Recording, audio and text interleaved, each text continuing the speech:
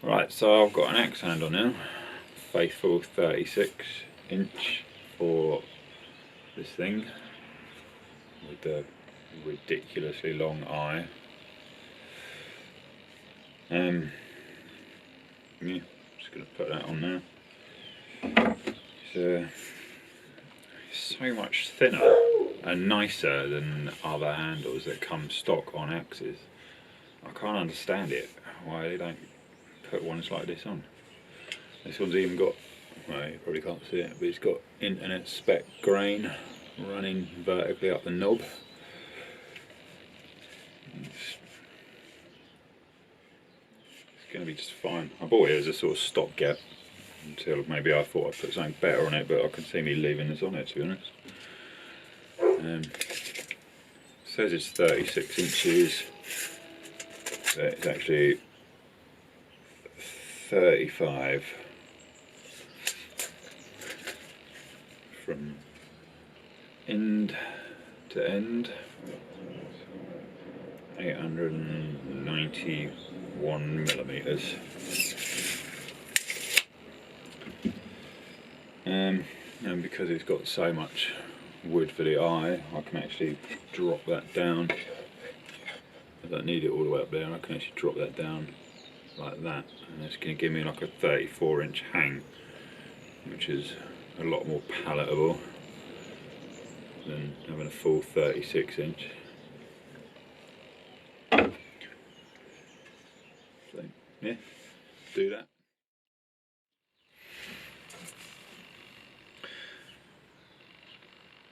So looking at it, the eye is sort of kinked, like, compared to the bit. It runs off to one side a bit. I know a lot of people wouldn't worry about that particularly, but it upsets me. I don't know, like, when people say, oh, it messes with my OCD, I think, shut up, stupid. But this is a bit like that for me.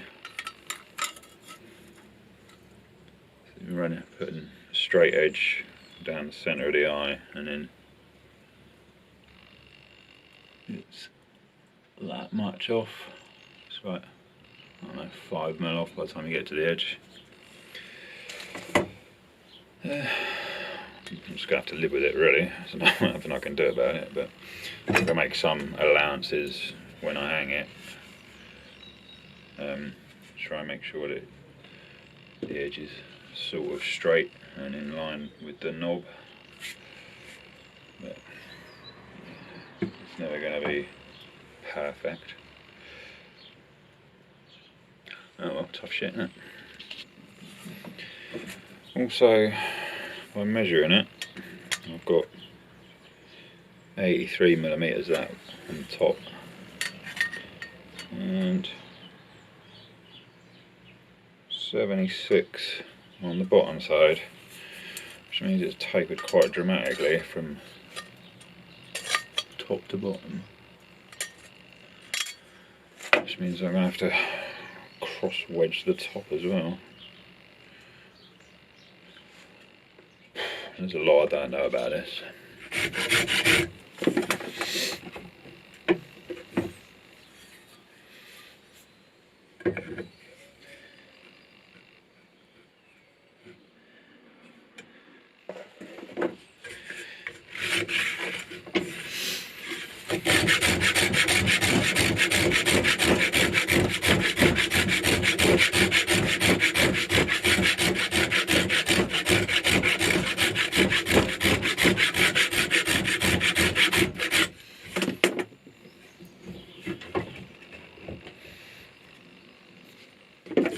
At the moment I'm just trying to get the thickness down to fit the eye, and I'll start looking at the length and alignment and fitting it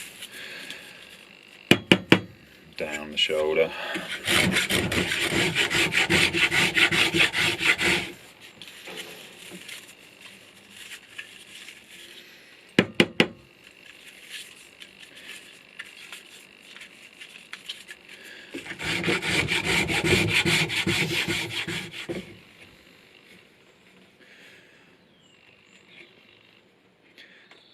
So that's fitting between the ears now,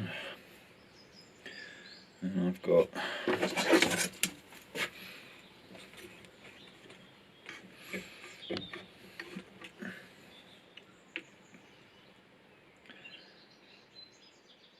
about 12mm to take off the length of that there.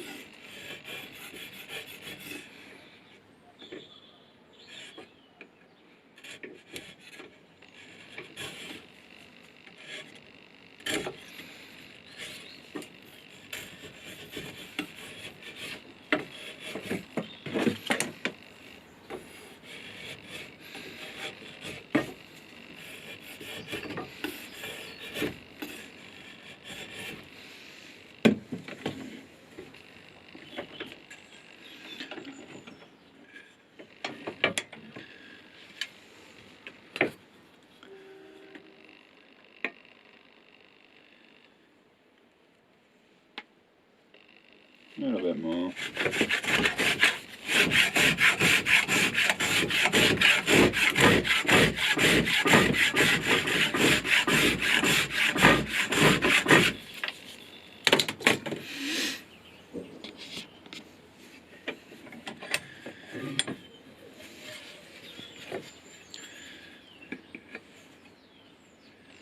That's good, and somewhere near it.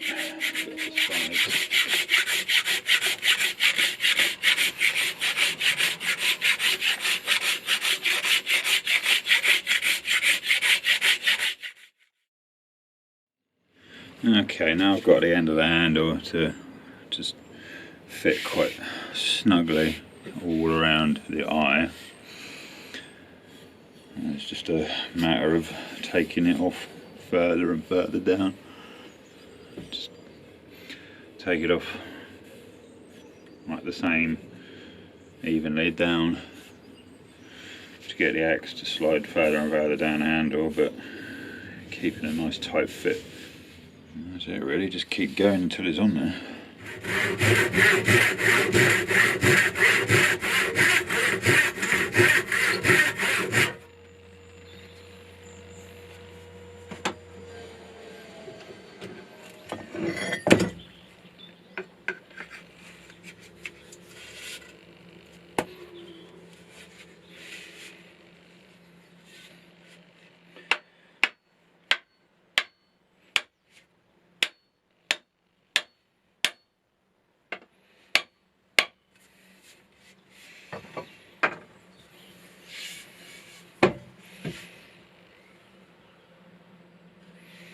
Alright, that's starting to go on crooked. It's heading like the edge of the bit is heading like quite far to the left of the knob of the handle. So I'm going to have to start taking more off of this side, this left side from the top, to get it to come back straight in line again. When I get to a certain stage of the meat being taken off, I just like to use a rasp. It just takes a bit less off and lets you shape it a bit easier. The short form and the draw knife are quite good for taking a lot off to start with, but in this case it's more finesse when you get down to this point.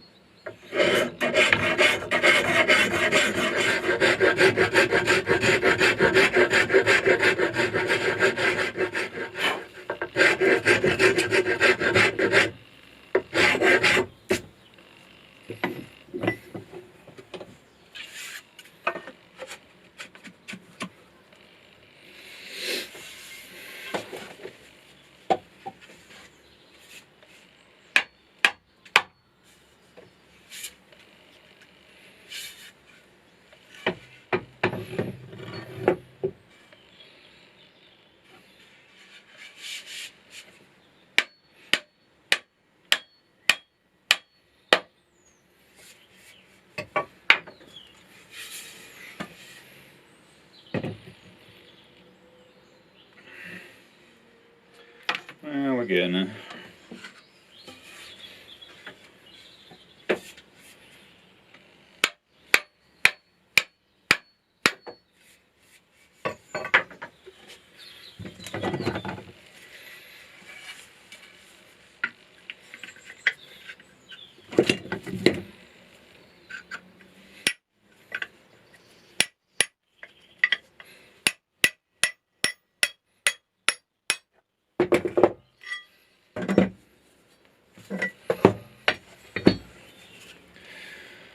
And we keep going.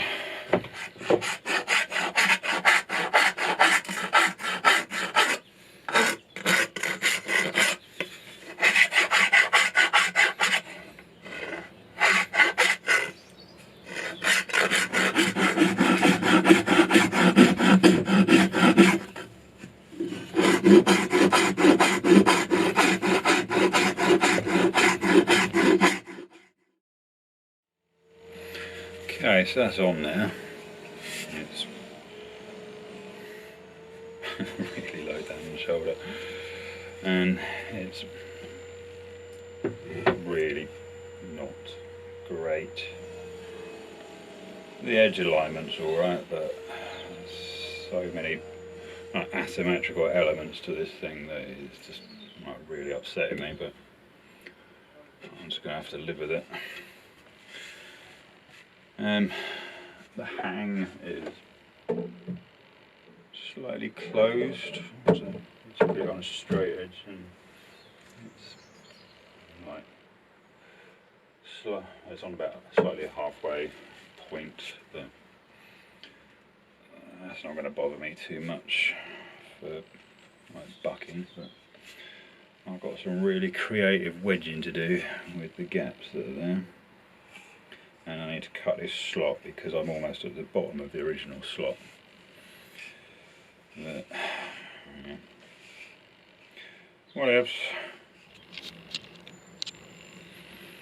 Okay, so I drove it all the way home and then marked off where the top of the eye was, and then cut it off about 10mm above that, just so I ain't got so much wood to piss about with now, because the original slot goes to there, and the bottom of the axe is now there. I've got to take this down around about halfway or so.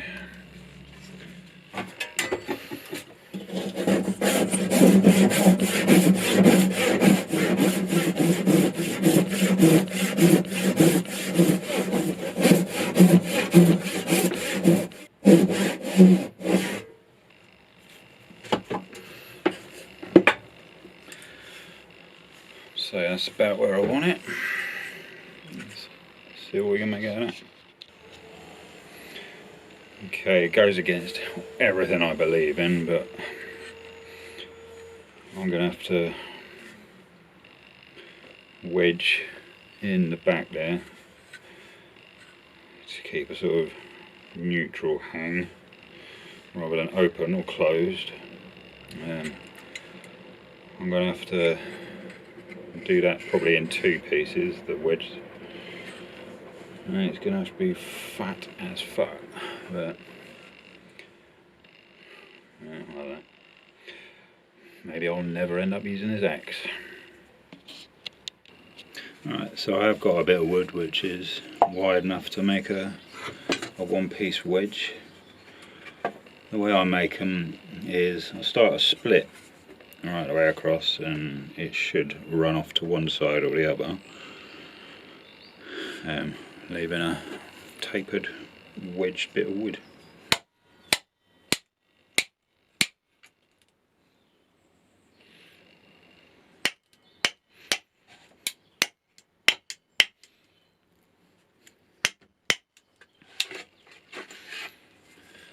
It's not running off as much as I hoped.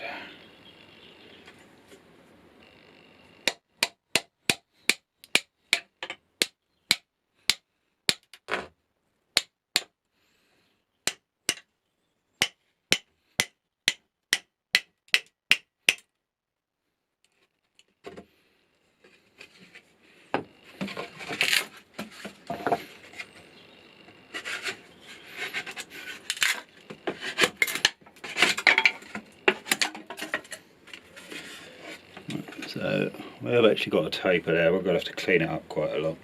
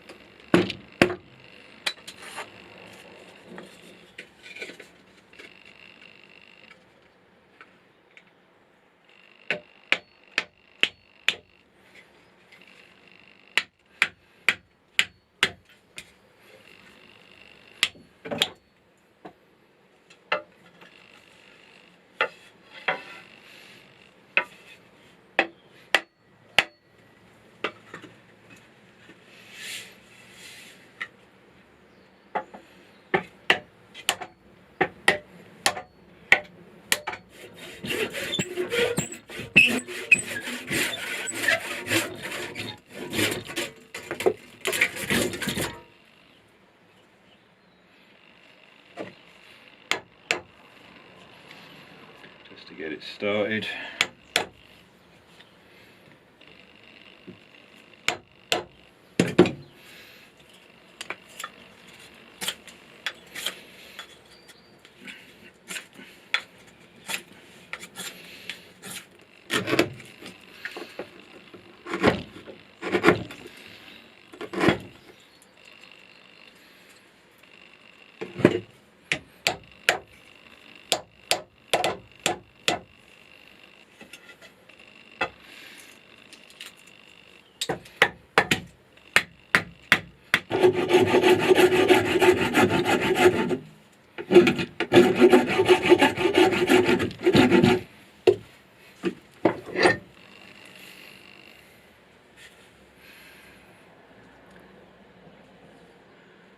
Now I'm going to go and give it a test.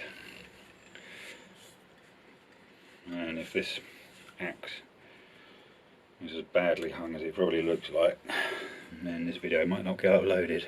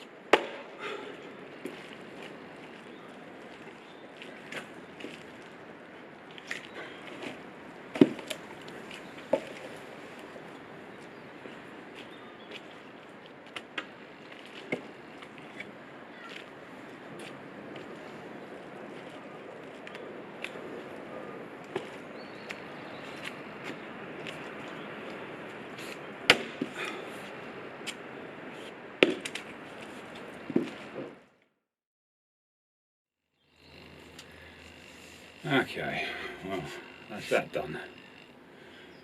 I got to a point when I was doing it where I just felt like I couldn't have picked a worse thing, like a worse axe to hang for a video.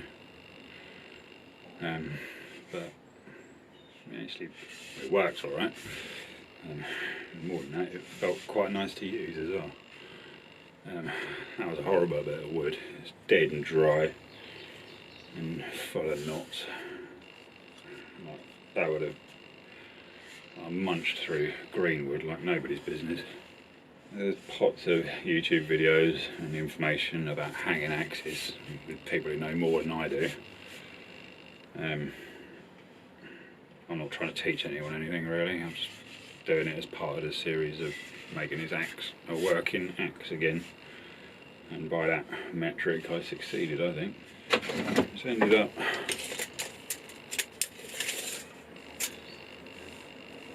.33 just under overall.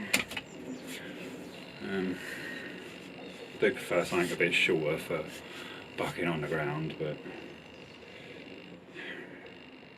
that didn't go bad at all. Well, not by my standards. So that's it. Another video that no one will watch. Hooray!